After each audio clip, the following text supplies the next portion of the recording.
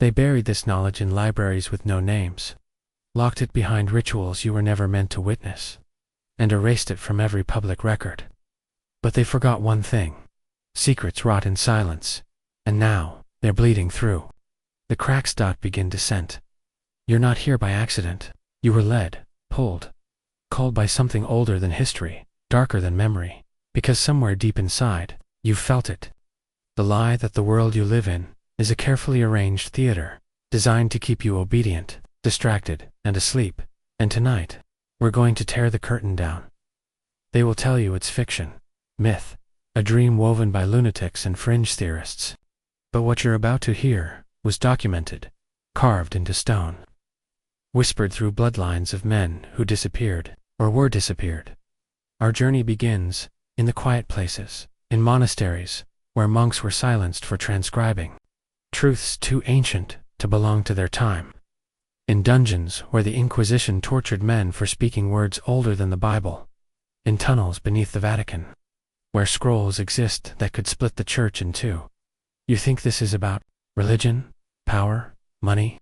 No, this is about control of perception.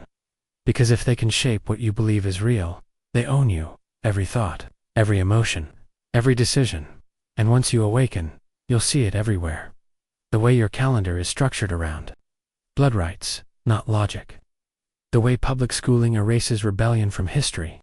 The way maps hide entire regions that were once centers of forbidden knowledge.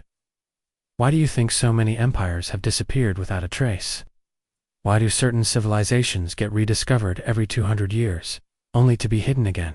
Because some truths break the machine. And tonight, we're not just talking history. We're talking architecture of control, codes of silence, the hidden elite who mastered the human psyche, not with weapons, but with illusions. You've already taken the first step. There's no turning back. The descent begins now. They always start with your calendar. That might sound harmless, a simple tool to measure time. But what if I told you the Gregorian calendar, the one you live by, was designed not just to mark time, but to erase it? In 1582, Pope Gregory XI implemented the calendar we now use, replacing the Julian calendar, which had tracked time more accurately. The reason they gave: to correct the drift of the equinoxes. But that's only the surface. What they really did was delete 10 entire days from history. October 4th, 1582, was followed by October 15th. 10 days vanished. Officially, they never happened. Ask yourself, what could have happened during those 10 days? What rituals? What rebellions? What knowledge? You'll never know. No one was allowed to record it. And what's more disturbing, this change fractured time itself. The East refused to accept the new calendar for centuries. Russia didn't adopt it until 1918. That means for over 300 years. The world was living in two different timelines, two realities. This wasn't about celestial math. This was a psychological weapon, because, by controlling time, they control memory. And by controlling memory, they control identity. Even the names of your months are riddled with deception. September means 7, but it's the 9th month. October means 8, but it's the 10th. November, 9.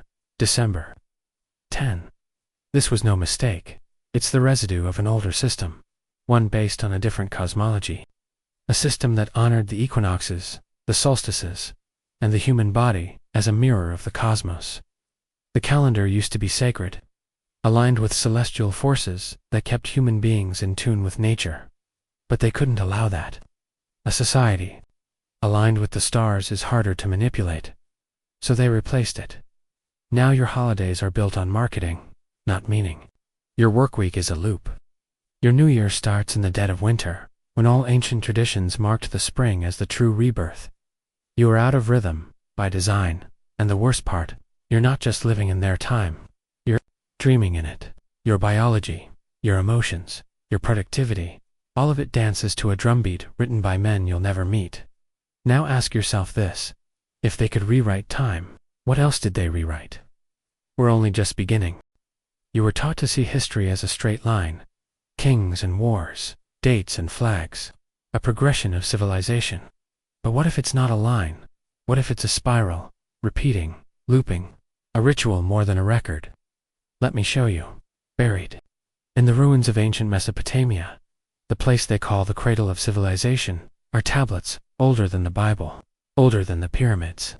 And on those tablets, carved in cuneiform, is a story that should not exist. It tells of a flood, not unlike the one in Genesis that wiped out an advanced race. But these beings were not described as men. They were described as watchers, sky beings, masters of knowledge, and they fell, not by accident, but by will. They came down, took wives, taught forbidden arts, metallurgy, astrology, root cutting, and the secrets of language. Sound familiar? Because the Bible calls them Nephilim. And every major religion has a version of them, beings who crossed boundaries and gave mankind tools it wasn't ready for. But here's the part that was buried. These beings were punished not for violence, but for giving knowledge, and that should terrify you.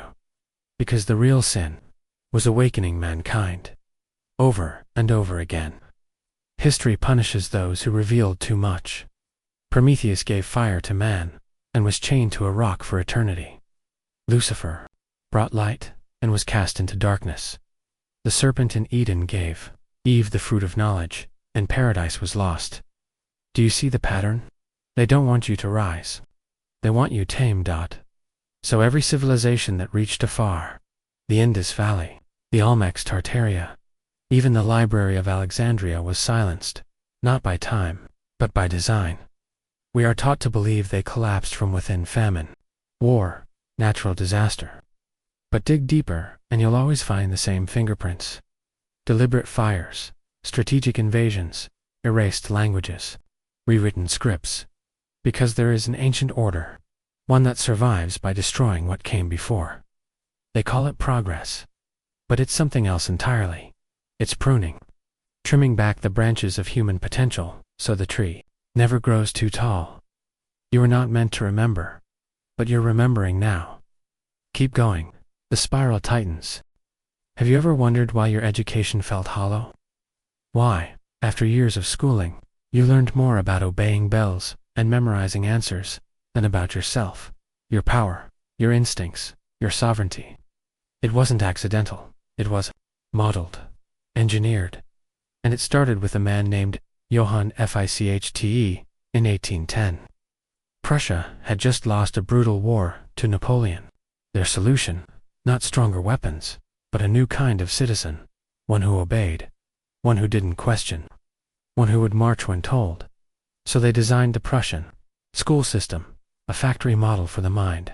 It trained children like soldiers, rows of desks, rigid schedules, rewards for silence, punishment for curiosity.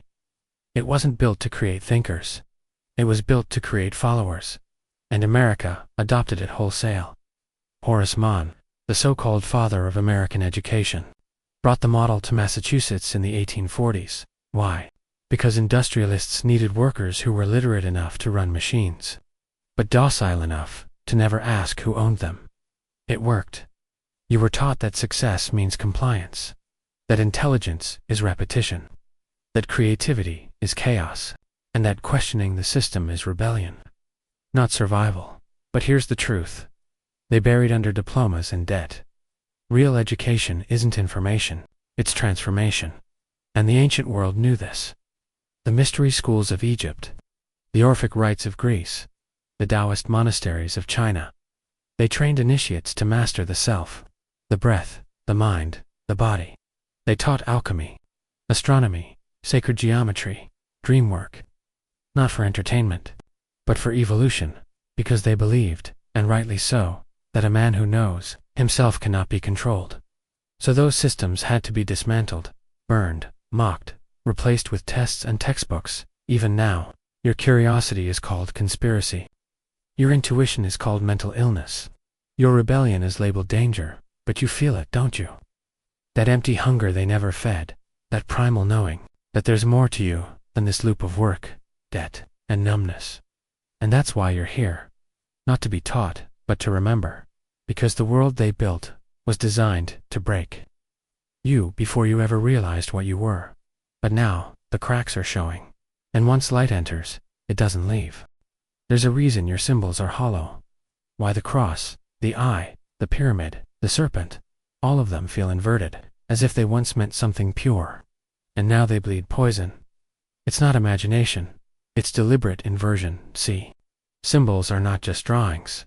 They are frequencies. Carriers of memory. Keys to consciousness.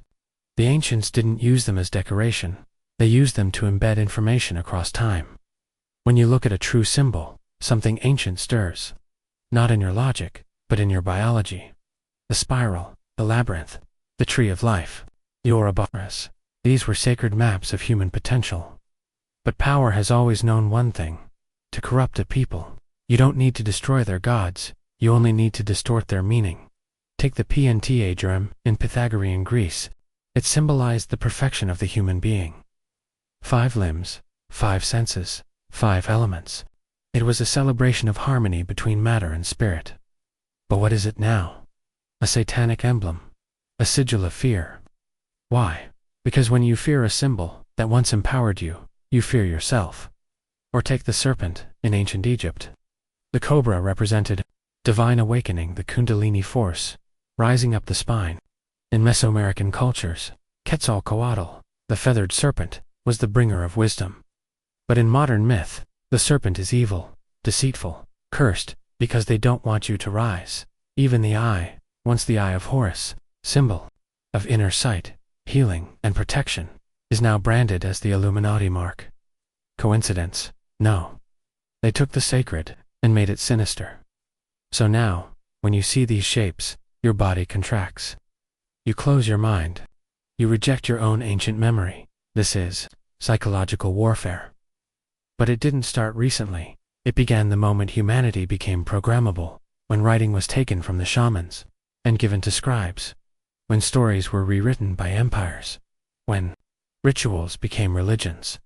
You were given a new set of meanings, not to empower you, but to sever you from the codes of your own awakening.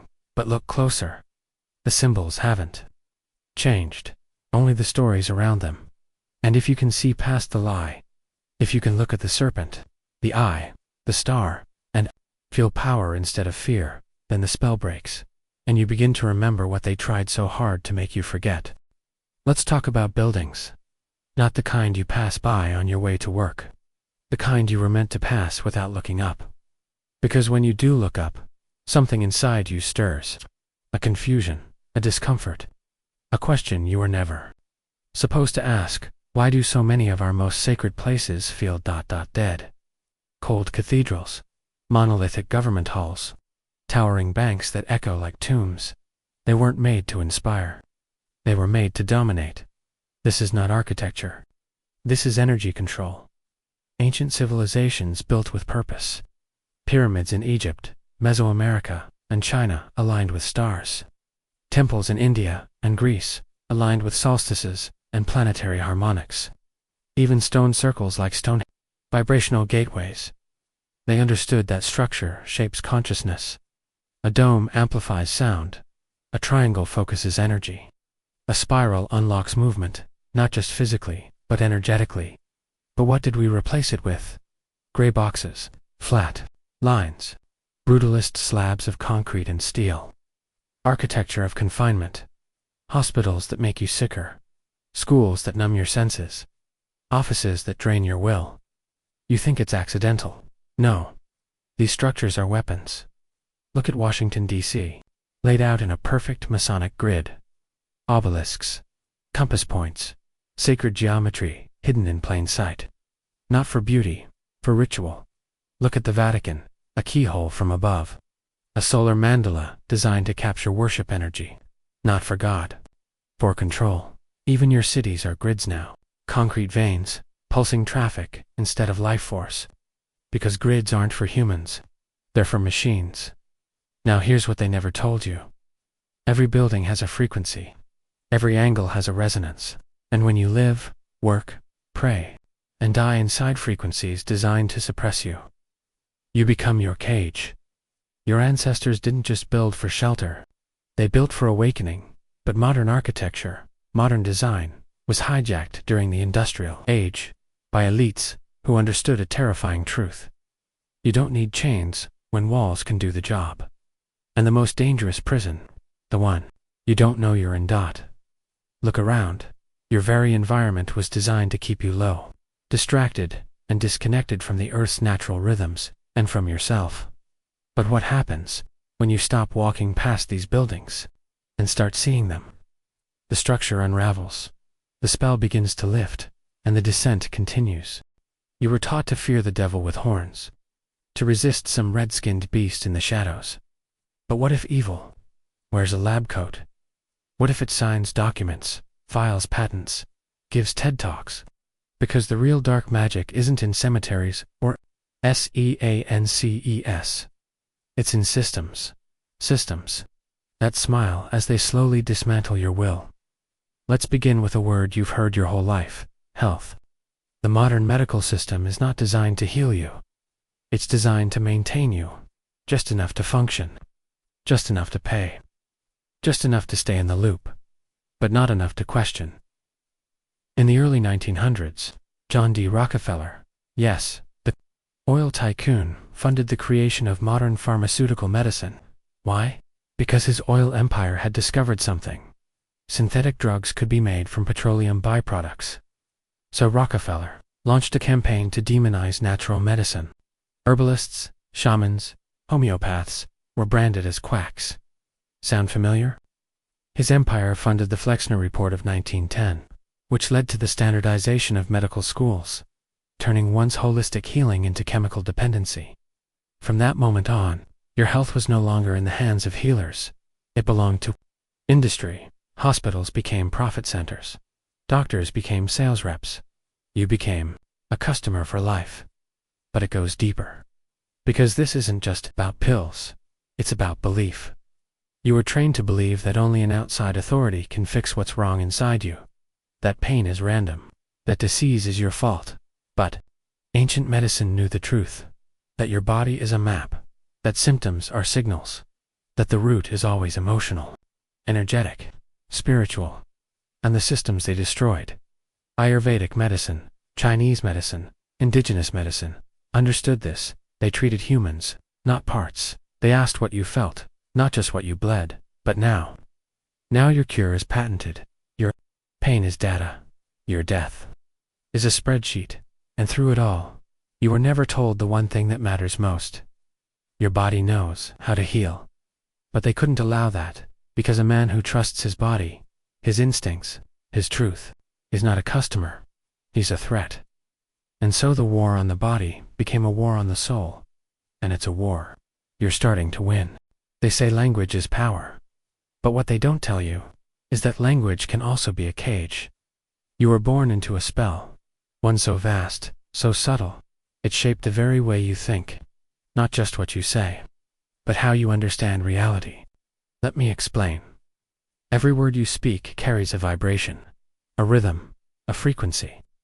Language is not just sound, it's architecture. It builds your perception of the world. But when the foundation is corrupted, your entire world becomes a lie. Look at English, the global default tongue. Why English? Because English is not just a language, it is a weaponized code. It fragments, it flattens. It reduces multidimensional experience into two-dimensional logic. I think, I want, I own. There is no room for spirit. No room for energy. No room for being. Compare that to ancient languages. Sanskrit, Aramaic, Egyptian, Nahu, ATL. These were vibrational technologies. Spoken, they affected your nervous system. They aligned you. They healed you. They weren't just descriptive. They were creative. The Hebrew word, abracadabra, a cliché now, originally meant, I create as I speak. But they couldn't allow that, so they gave you a new tongue, one designed for commerce, not consciousness. A tongue that divorces sound from spirit. A tongue that trains you to think in terms of control, not connection. Even your alphabet is a ritual of forgetting. A, B, C, shapes once sacred, stripped of their geometry. The letter I, once a symbol of divine self, reduced to ego and identity. And through this, the ultimate deception was born. The voice in your head is not entirely yours. Because your internal monologue is made of external words, words you didn't choose. Words fed to you since birth. Think about that. The very thoughts you have are constructed from a colonial, industrial, imperial vocabulary. So how can you ever truly think for yourself? This is not exaggeration. This is linguistic colonization. And the only way out is down, down into silence, down into breath, down into the parts of you that remember before you could speak. Because truth doesn't need a word. It only needs a witness. And you, right now, are becoming one. They never needed to chain your body. Not when they could hijack your dreams, you see. The real war, the war no one talks about, isn't being fought in the streets or on your screens. It's fought behind your eyelids, because when you sleep, you travel not metaphorically, energetically. Your consciousness detaches from the tight loop of logic. The mind relaxes, the gate opens, and for a few hours each night, you return to the field where all data lives. The ancients knew it. Indigenous shamans called it the dream time. The Egyptians mapped it in their books of the dead. Tibetan monks trained for lifetimes too. Stay awake in the dream, to gain sovereignty beyond the veil. But what does the modern world tell you?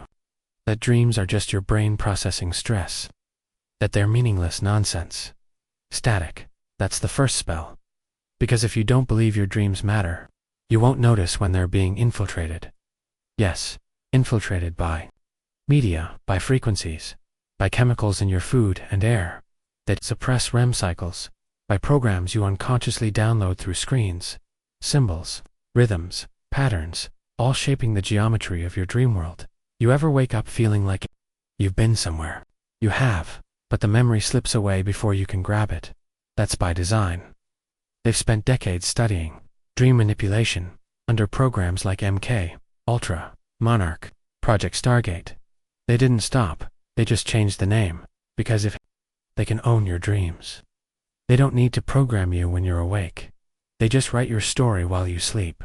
The brands, the fears, the desires, all implanted, rehearsed, repeated, in the soft soil of your subconscious. You don't wake up tired by accident. You're running missions in the dark. You're fighting wars you don't remember. You're not just dreaming, you're being trained. So how do you take it back? Start by asking a forbidden question. Who's writing your dreams? Then watch the shadows recoil. Keep a journal beside your bed. Write what you remember, even fragments. Practice lucidity. Question the laws of your dreams, gravity, time, faces. Because once you wake up inside the dream, you begin to wake up outside of it. And once you reclaim your dreams, they can no longer control your reality. There's a reason your memories are scattered, foggy, fractured. It's not weakness, it's design. You were taught to see time as a line, past, present, future. One direction, UNCHANGEABL. But time doesn't work that way, not in your biology, not in your psyche, and certainly not in your trauma. Because trauma collapses time. One moment, one word, one scream, one betrayal, and your system breaks the timeline. You split. Part of you gets stuck in that moment, forever. And they know this, in fact. They count on it. Because when you are stuck in a loop of unresolved pain, replaying old betrayals, reliving suppressed memories, you're easy to control. You fear change. You repeat patterns. You numb instead of heal. You obey instead of rebel. Trauma becomes your operating system. And this right here is one of the most powerful secrets ever weaponized by institutions. If you traumatize a population early, you don't need to enslave them later. Just ask, why do schools shame children? Why do families pass down silence? Why do religions burn guilt into the nervous system before a child can even read? Because they are engineering fragmentation. They don't need to monitor your every move. If you're already dissociating on your own. Now here's what they'll never say out loud. Every trauma you carry is an opening, a doorway. Not just to pain but to power, because in every frozen memory, there's energy trapped. And when you learn to enter those frozen rooms without fear, without judgment, you retrieve pieces of your real self. You don't heal trauma by forgetting it. You integrate it. You rethread the timeline. You change the past by changing your relationship to it. That's the secret they'll never fund studies about. That's why therapists work in circles, and why pharmaceutical companies push medication instead of meditation. Because a man who reclaims his timeline reclaims everything. He becomes dangerous, not to others, but to the systems that feed on confusion, to the predators that drink from the well of unhealed pain, to the empires built on broken souls. So when your memories rise, don't run. They're not coming to hurt you. They're coming to make you whole, and wholeness is rebellion. Before you had a name, you had a script, handed to you in silence, written not in ink, but in blood, in habits, in fear, in patterns, passed down by those who were also enslaved, quietly, unknowingly. This is generational programming, the rituals of control that masquerade as family tradition, the trauma that's treated as just how things are, the stories whispered behind closed doors, until they become your story. 2. You inherited more than eye color and genetics. You inherited shame, obedience, scarcity, silence. You were not taught who you are.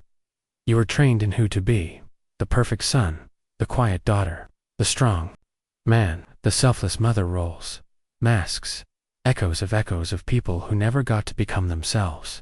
And if you didn't play your part, you felt it: the withdrawal of love, the edge in the voice, the quiet punishment, the exile. You were never truly raised, you were conditioned.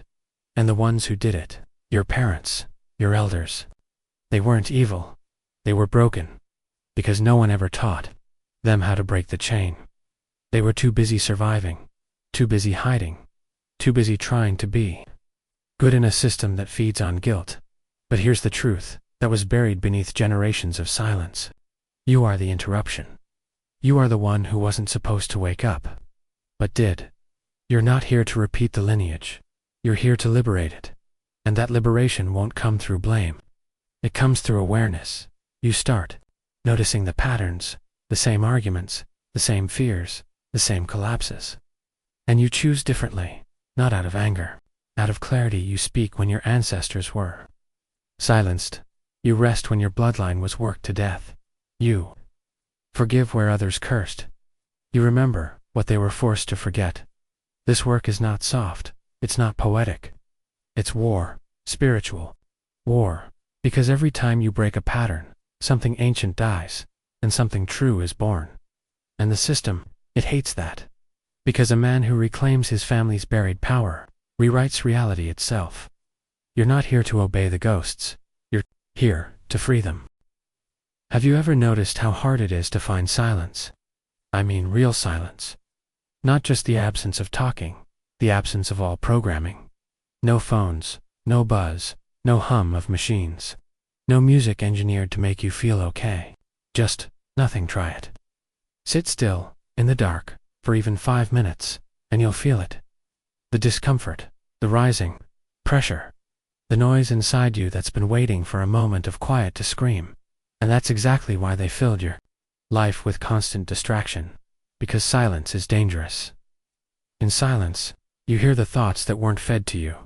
In silence, you begin to notice which voices are yours, and which are not. In silence, you remember what it's like to be without performing, to exist without validation, to feel without numbing. They don't want that. They can't afford that, because a silent mind is an unpredictable mind, a creative mind, a rebellious mind, one that can no longer be programmed by repetition and fear. This is why your entire environment is noise. Endless notifications, content loops, ad-driven algorithms, productivity culture.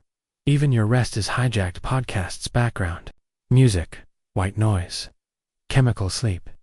You are never truly alone, but you need to be, because silence is not emptiness. Silence is contact with your body, with the truth underneath your trauma, with the void where the next version of you is waiting to be born. And they know this.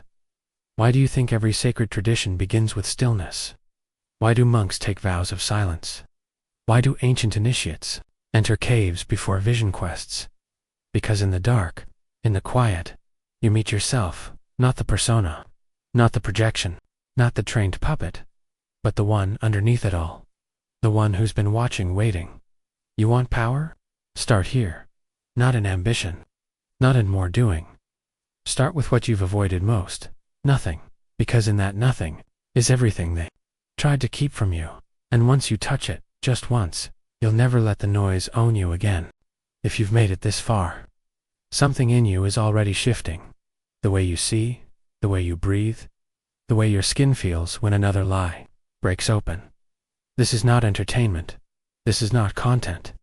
This is an initiation, because knowledge, real knowledge, is not just something you hear. It's something that rewires you, and now you stand at the edge of the old self, the programmed self, the obedient self, the normal man who played by the rules of a rigged game. He's dissolving, and in his place, something ancient is rising.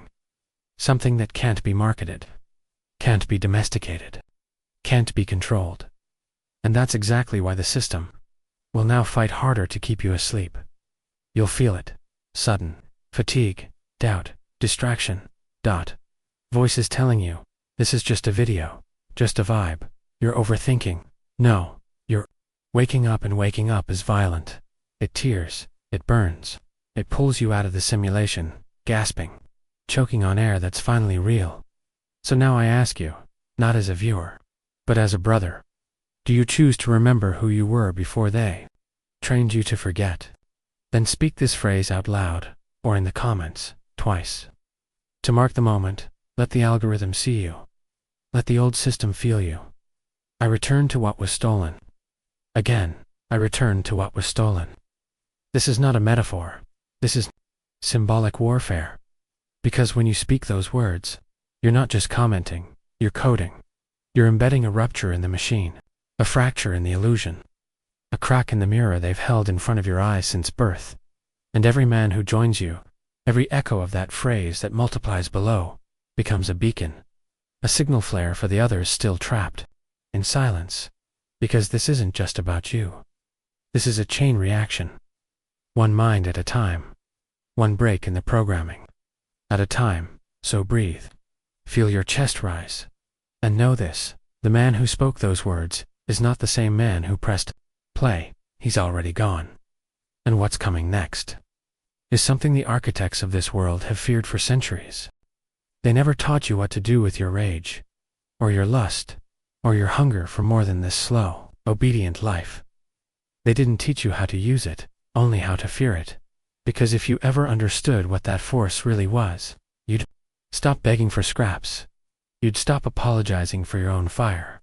You'd stop pretending to be tame. See, there's a reason your sexual energy was the first thing they shamed, the first thing they locked behind guilt, silence, addiction, or religion, because it's not just about sex. It's creation energy, the purest, most ancient current that courses through your blood. It's what built empires, what broke chains, what sparked wars, and summoned gods. But when it's unclaimed, when it's denied or twisted, it turns against you. You become passive, distracted, emotionally scattered, spiritually dry. And you don't even realize what's missing. Because they replaced it with pixels, screens, scrolling fantasies that require no risk and no power. They taught you to waste it, to spill it for nothing, to chase pleasure while avoiding presence. Because as long as you're leaking that power, you'll never build anything with it. Not a body that commands respect. Not a mind that cuts through lies. Not a life that burns with purpose. You think that's accidental? No, it's ancient strategy. Because a man who masters that energy, who reclaims it, stores it, and channels it, becomes incontrajable. He becomes a sovereign source of power. And sovereign men don't bow. They don't sign up for cages. They don't worship systems built to drain them. So here's your truth. Every time you feel that fire rising, you are standing at a crossroad.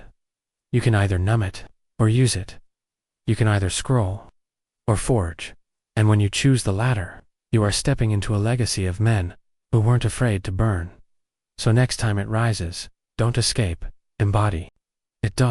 And let the world feel the weight of a man who remembers he was born to create. Tick, tick. You hear it, but you don't feel it, not yet. Because the deepest control is the kind you can't see. They don't chain your body, they chain your minutes, your hours, your decades. You've been taught that time is linear, that it's just numbers on a clock, that every day is just another brick in the wall of your life. But here's what they don't want you to realize. Time is not neutral. It's engineered, colonized. WEAPONIZED. Every second of your life has been scheduled to serve a machine that feeds on your energy. From the moment you wake up at an hour, they decided you're plunged into a system that moves on rhythms, not your own alarms, calendars, deadlines, bills. You're not living, you're executing commands. And every time you say, I don't have time, what you really mean is, my time is not mine. Because they taught you to trade it, to rent it, to give it away in exchange for approval, survival, or illusion. But time is the only currency you can't earn back. So the more you spend it without awareness, the more invisible the trap becomes. Think about this. Why do you feel most alive when you lose track of time? Because in that moment, you're not under the whip of the clock. You're back in alignment with something ancient, timeless, sovereign. They can take your money, your job, even your name. But if you reclaim your time, you reclaim your life. And that starts with attention. Attention is the lens through which time becomes power. Wherever your attention goes, your time follows. So every scroll, every distraction, every minute wasted on their games is not just lost time, it's stolen self. You want freedom? Then take back the one thing they truly fear. Your focus. Turn off the noise. Kill the feed. Reclaim your clock. And then watch how the world, the one they said you didn't have time to build, starts to take shape around your unbroken will. They told you death is the end. A curtain call. Avoid. A reason to panic. Avoid. Deny. But that was never the truth. Not in the old world. Not in the forgotten temples. Not in the blood-soaked scrolls hidden under Vatican vaults. The ancients didn't fear death. They spoke to it because they knew death is not destruction. It's initiation, a crossing, a mirror, the final lesson, and the first awakening. But that truth was too powerful, too dangerous. So the systems we call civilization rewrote the script. They turned death into a profit machine, hospitals, coffins, wills, fears, an empire built on your terror of the inevitable. And while you panic about the end, they live freely, knowing that those who accept death stop being controlled by it. Why do you think warriors were the hardest to enslave? Because they walked with death, sat with it, let it whisper truth into their ears. You are temporary, but your will is not. When you forget death, you forget your limits, and they use that amnesia to keep you chasing crumbs. But when you remember it, every moment becomes sacred. Every second is a blade of lightning. Every word you speak gains weight. And every wasted hour burns like stolen gold. Look around you. This society doesn't want men who embrace death. It wants men who avoid it, who medicate it, who fear silence so much they fill their lives with noise, sex, status, and screens. Because the moment you face death, really face it, you stop buying their lies. You stop needing their distractions. You stop begging for more time, because you realize you were always the one who got to decide what that time was for.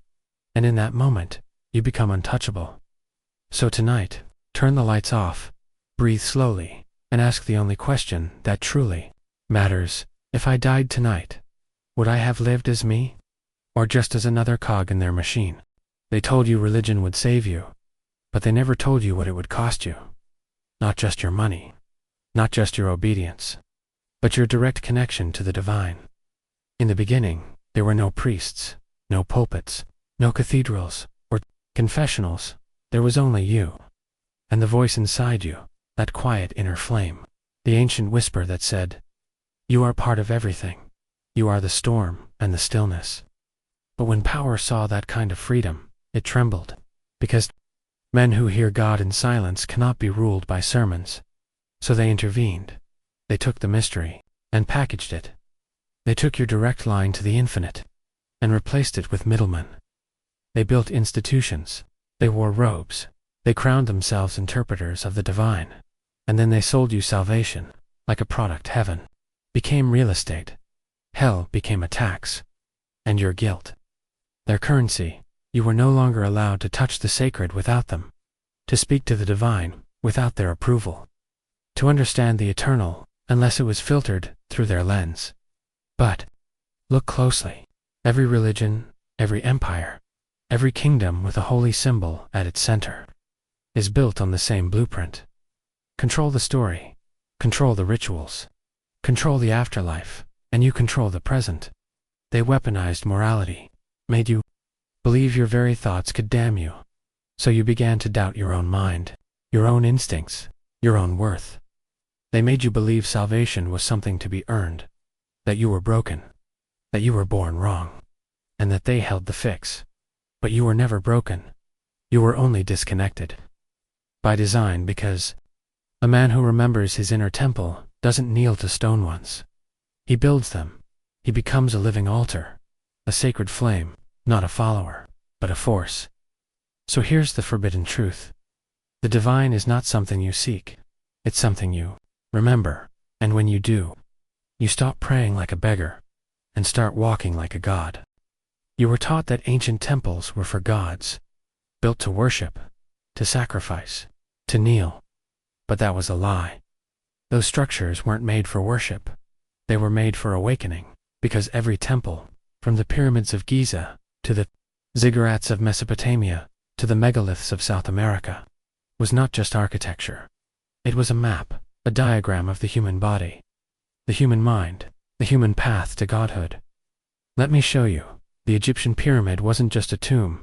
It was a vibrational chamber. Its measurements encode the speed of light, the orbit of the planets, the golden ratio, coincidence, or communication. Every room aligned with stars, every shaft channeling magnetic force, every angle designed to trigger states of consciousness, and you were told it was built by slaves, with ropes and stones. No, it was built by memory. Memory of what humans once were, before the forgetting. The temples of Angkor Wat, in Cambodia. They mirror the movement of the stars over 26,000 years. Stone for stone, gate for gate. Why? Because the ancients weren't worshipping the cosmos. They were aligning with it. They knew what you've been made to forget, that the body is a temple, that the brain is a pyramid, that consciousness is a sacred flame. And these structures are keys to unlocking it. But those keys were stolen, buried, the blueprints erased. Now your buildings are boxes, your sacred spaces are lead-lit stages, your own body, neglected, polluted, mechanized, because if you remembered that the ancient temples weren't outside of you, but reflections of you, you'd begin to rebuild the most dangerous monument of all, your own sovereignty. And that is why they keep these places shrouded in mystery, guarded by institutions, sterilized by documentaries that tell you. We just don't know how they were made. We know you know. And now, you're remembering. So next time you see a pyramid, a dome, a spiral staircase, don't ask who built it. Ask what it's saying. Because once you understand that the sacred was never out there, you'll stop searching and start building from within. Let me tell you something they never want you to realize. Your attention is currency. It's power. It's the last frontier of freedom, and they've declared war on it.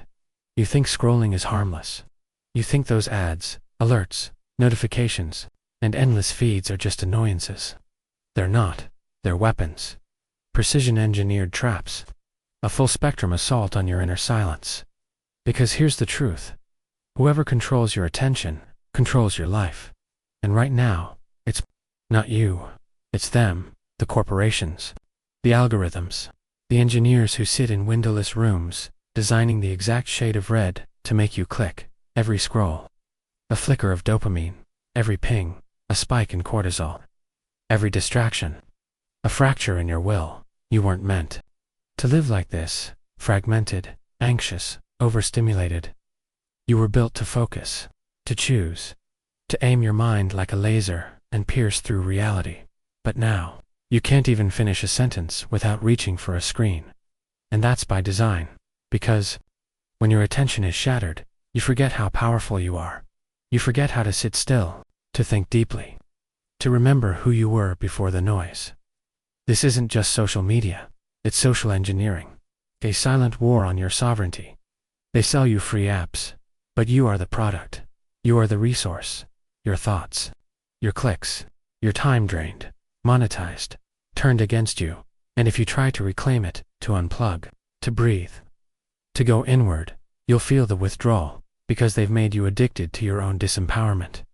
But here's the secret: you can take it back, right now.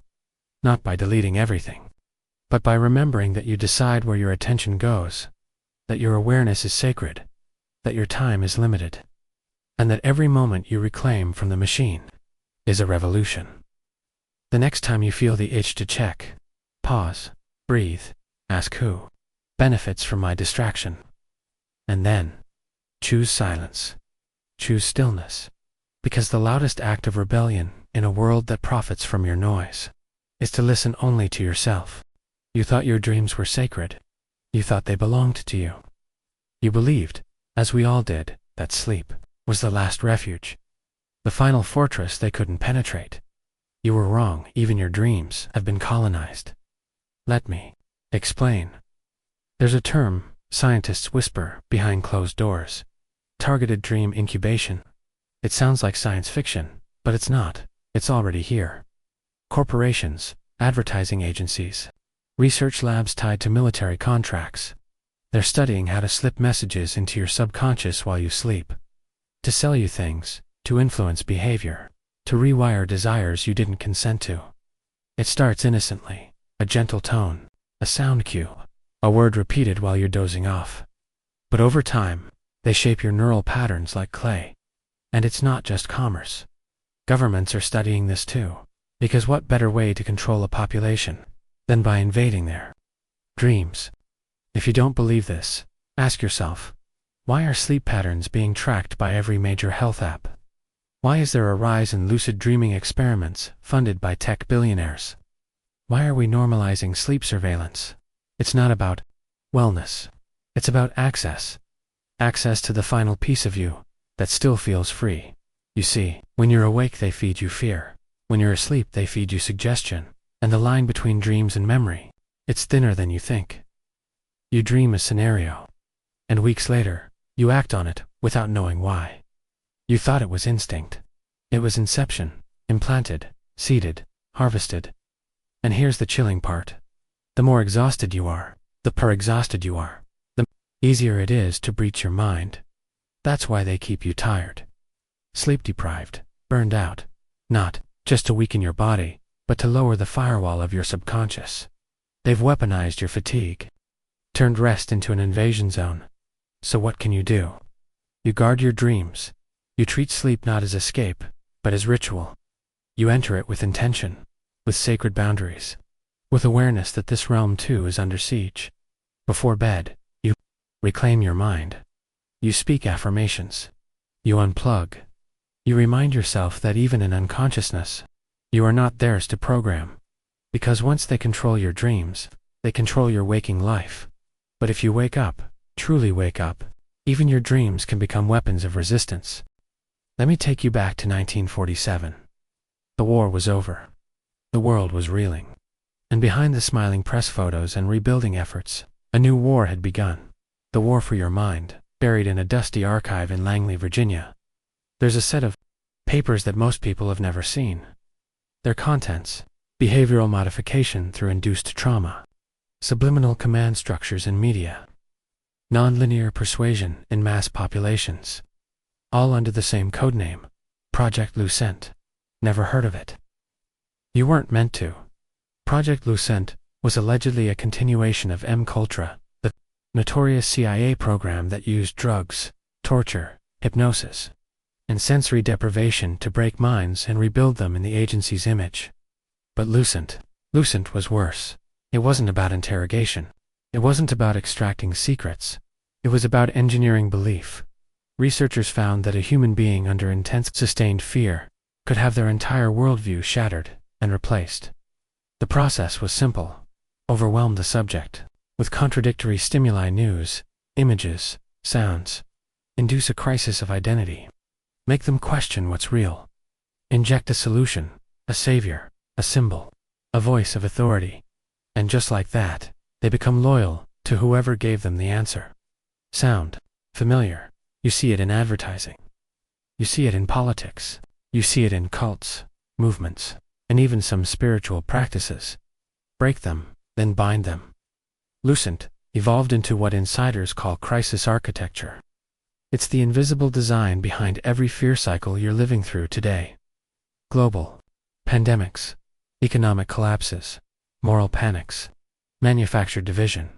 All calibrated, all timed, all engineered to destabilize and reprogram. There's a memo dated 1964, where a behavioral analyst writes, "The human psyche craves pattern. We remove pattern, insert pain, then reintroduce pattern, our pattern.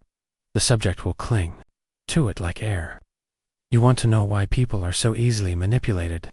Because they've been unknowingly trained, generation after generation, to accept fear as normal, to seek meaning in chaos, to beg for control, and the ones offering that control. They don't want your freedom.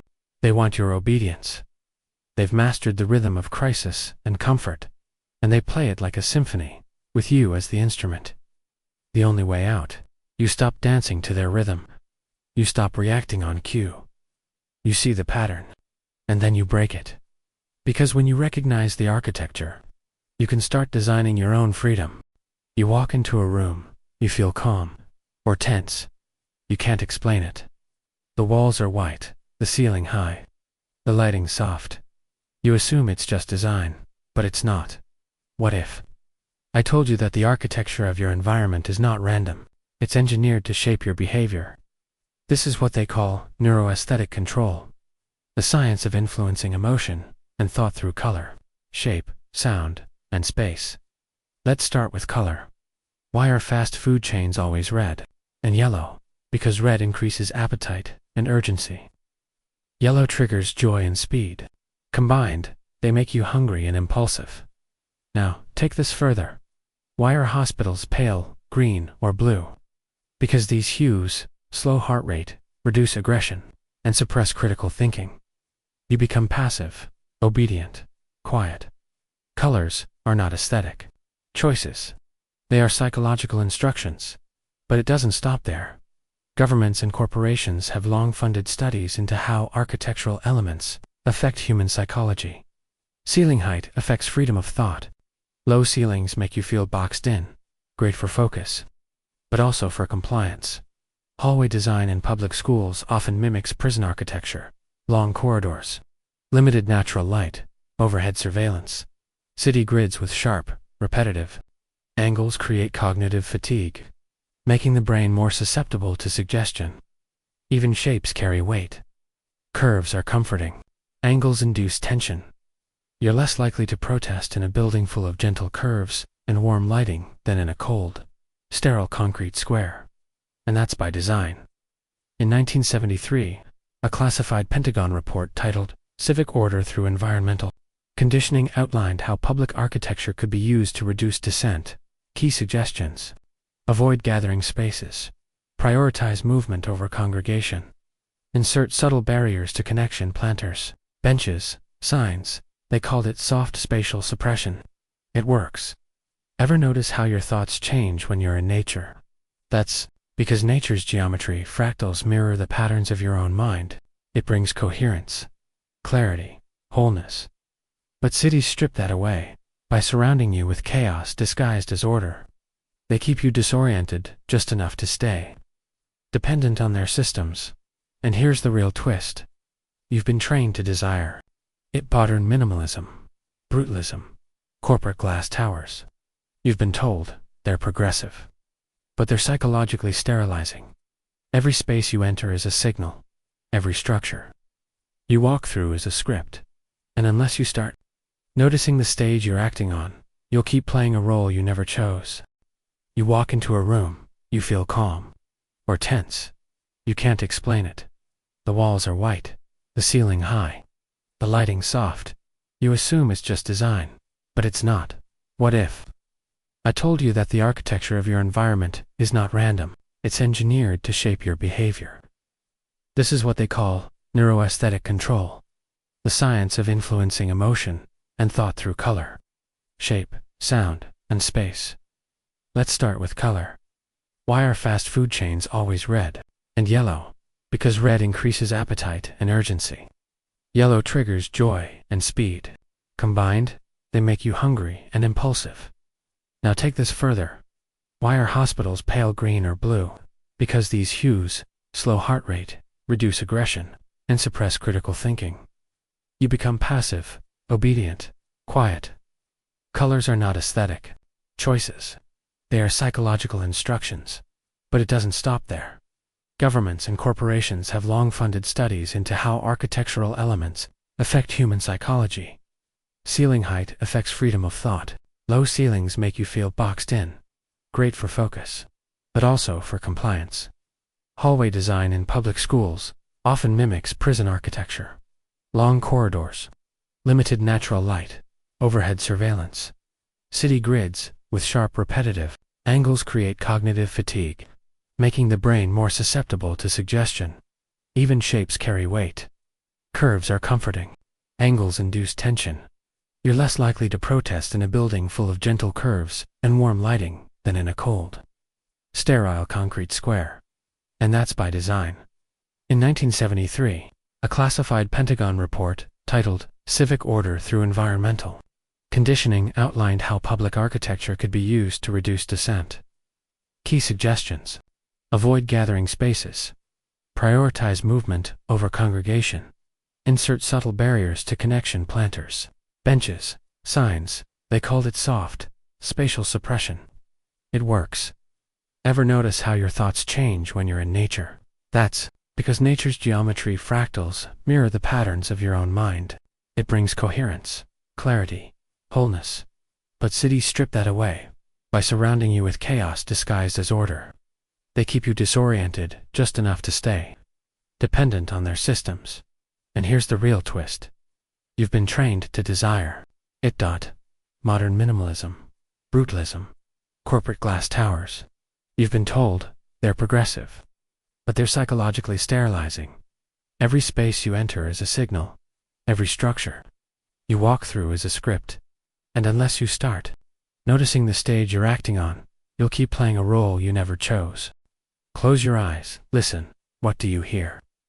Probably nothing unusual. A hum from a refrigerator, a buzz from your phone, distant traffic, maybe faint music. But that's the point. You've stopped noticing the noise, and they're counting on that, because the soundscape around you, the ambient audio of modern life, is no accident. It's engineered. This is the domain of acoustic control. The strategic use of sound to influence thought, behavior, and biological function. Let's start simple. Retail stores play music at 6280 BPM. Why? Because that tempo mirrors the human resting heart rate. It relaxes you, makes you feel safe, and more likely to browse. Longer browsing equals more purchases. That's psychology. But now, step into the dark side. In the 1990s, malls across North America began experimenting with subaudible frequencies, vibrations too low to consciously hear, but still felt by the body. They discovered that 17 Hz causes unease, anxiety, even nausea. It mimics the frequency of a human fear response. Some stores used it to drive people out faster, to rotate traffic. Others tested it to subtly weaken decision-making, encouraging faster, less rational purchases. None of this was disclosed. Let's go deeper. In military circles, there's something called the voice of God weapon. Real tech that uses directional audio to project voices directly into your skull, without a speaker. Imagine hearing a command, clear as day, but no one around you spoke. It's been tested on prisoners, on protesters, on civilians. And now, similar tech has entered the commercial world as audio spotlighting. Museums use it to whisper information into specific zones. Retailers use it to pitch products as you walk by. It's real, it's legal, and you'd never know it's happening. Then there's music frequency manipulation. In 1953, a global standard was set. Music would be tuned to 440 Hz. But many musicians and scientists claim this frequency creates tension, while 432 Hz, the former standard, aligns more closely with natural resonance and induces calm and clarity. So why change it? Some believe 440 Hz disrupts consciousness, subtly contributing to stress and disconnection. A musical world out of tune with the earth, and with you, even the constant buzz of urban life. Air conditioners, fluorescent lights, engines, often sits in the 50 to 60 Hz range. The same frequency your brain operates at, in beta state. The state of anxiety and alertness. Coincidence? Or conditioning? Now imagine what happens when your environment, sound, light, color, structure, all align to keep you distracted, off balance, and just uncomfortable enough to obey. That's not life, that's programming. They told you the algorithm is just here to help, to show you what you like, to make life easier. But what if the algorithm isn't just following you? What if it's leading you? What if your feed isn't a mirror, but a cage? Welcome to the age of predictive psychographics, where AI doesn't just analyze your behavior, it shapes it. Every click, every scroll, every second you hesitate before watching a video, it's all data. And this data feeds machine learning models designed to decode your deepest drives, your fears, your desires, your shame. Then it gives you content that amplifies those emotions. Why? Because heightened emotion equals longer watch time. Longer watch time equals more data. More data equals more power. It's not just manipulation, it's addiction by design. You think you choose what to watch, but the algorithm curates your reality. You were interested in a historical conspiracy. Suddenly your feed is nothing but conspiracies. You paused on a tragic animal video. Prepare for an avalanche of grief-triggering content. Your feed becomes a loop reinforcing your beliefs, exaggerating your fears, shaping your personality. This is the hyper-personalized echo chamber. And it's no longer theoretical. Platforms run thousands of experiments every second. Some users are shown dark content to test if it increases engagement. Others are fed positive affirmations. Some are shadow banned without explanation, not to silence them, but to study their emotional collapse. And all of this is legal. Why? Because you agreed to the terms. The 12,000-word contract no one reads, even. Your dreams aren't safe.